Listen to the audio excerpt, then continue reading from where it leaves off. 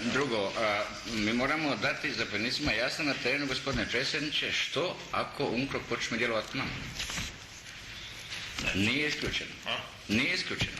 Ja sam siguran da će Kanađani, onako kako se ponašaju, to učiniti. I to je realno.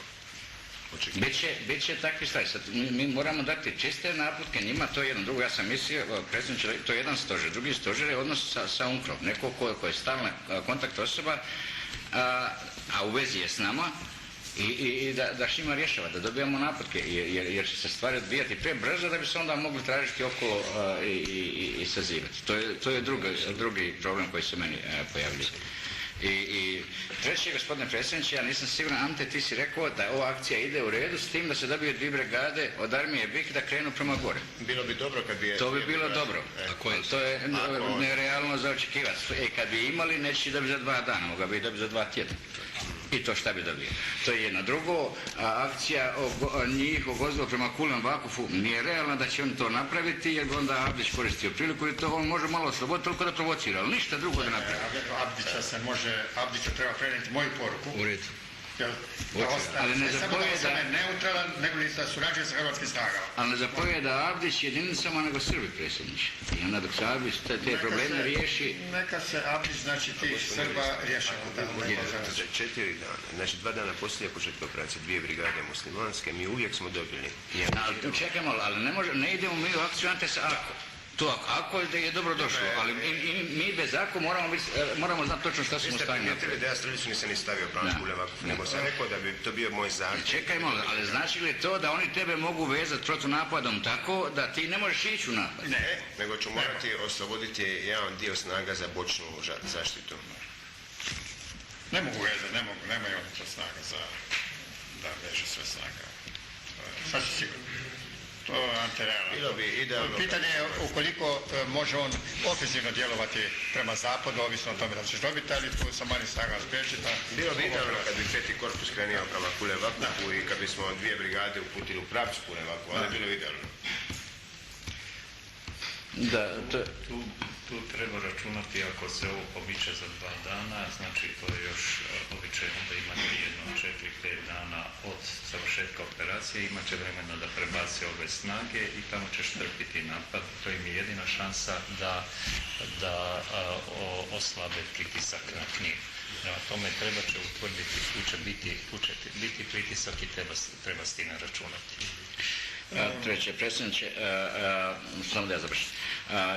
Možemo li imati vašu suglasnost, ali s time da onda idemo i u rizike ako izgubimo. Ja mislim da je psihološki imalo efekat na njih, da mi, a nakon prvog dana operacije po Benkovcu, Obrovcu riskiramo baciti letke s nečim što bi moglo i nastradati.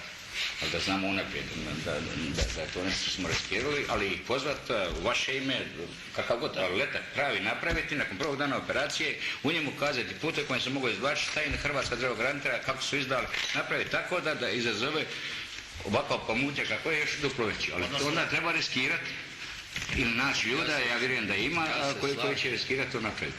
Gospodine predsjedniče, ako ja možda... Da. Letnićim bespilotnu letnicu Bez obzira, ali da i nije bespilotna imamo. Znači baciti, i to jedan letak ovako, znači opće rasulo, pobjeda Hrvatske vojske uz podršku svijeta i tako dalje. Srbi, vi se već povlačite preko i tako dalje. Molim, mi vas pozivamo da se ne trebate povlačiti, mi vam jamčimo. Znači na taj način im dati put, a jamčiti tobože građanska prava i tako dalje. Ako mogu reći, ovo se pokazuje ipak da oni slušaju više radio i televiziju nego letke. Bolje je ići to preko radija i televizije. Preko radija i televizije, ali isti letak, ali ga baciti među njim. Samo njegov osjećaj da si ti uspio biti nad njim i baciti mu ga je nešto izazvalo. Slažem se, to isto tako dokazuje našu snagu. Ići time. Još jedno, gospodine predsjedniče, u tom slučaju mi bi trebali ili nekoga od vašeg ureda ovaj stožer ponovo da uspostavimo za promidžbu. Mi smo taj stožer uspostavili u Posušju, ali sad se to i vraća u Zagreb danas. Trebamo iz vašeg ureda koji će biti kontakt osoba, je li to Rajakovićka ili koja, ona treba biti u Zagrebu na licu mjesta, da funkcionira koji zadnji put. Sad to je sad ovo pitanje, jedno, ovo što se kazao i za UNCROC, to znači Šarinča, I što se mene tiče, da li je sigurnije znači koordinirati, upravljati iz Brijuna ili Zagreba? Psihološki bi bilo jako loše da koordinirate odavde, predsjedniče, zbog puka. To bi opozicija, mnogi bi to iskoristili na jedan način da, znači, vojska Gineja bi, u tom kontekstu je. A s druge strane, opet, najveći vašu neopreznost, možda je bolje stati ovdje nego u Zagrebu. Ne, nego je... Jedino da imamo istrojno mjesto, a to možemo dogovoriti u Zagrebu, ali iz Zagreba da koordinirate akciju. Mislim da je bolje. Apsolutno politički To psihološki. je jedno, drugo, bit će i ambasadora, predsjedniče Garbatovi, svi koji će doliječiti, Koji će razvijati sad status. dignut će rep, pa ćemo zašto? No, oni su svoje obave, da će ostati oni, mislim, znači oni... Znači, vi ste završili. Tako, kad to sve uzmem u obzir, gospodine predsjedniče, moja prostor da prije petka mi ne možemo krenuti. Prije, da, petak, gospodine predsjedniče, ja se ponovo vraćam ono da mi iz postojećih naših planova koji su razrađeni, koji su jasni, pripreme su izvršene, da kao za cilj prva faza toga plana i onda u toj fazi da se vidi što dalje. Ništa što dalje.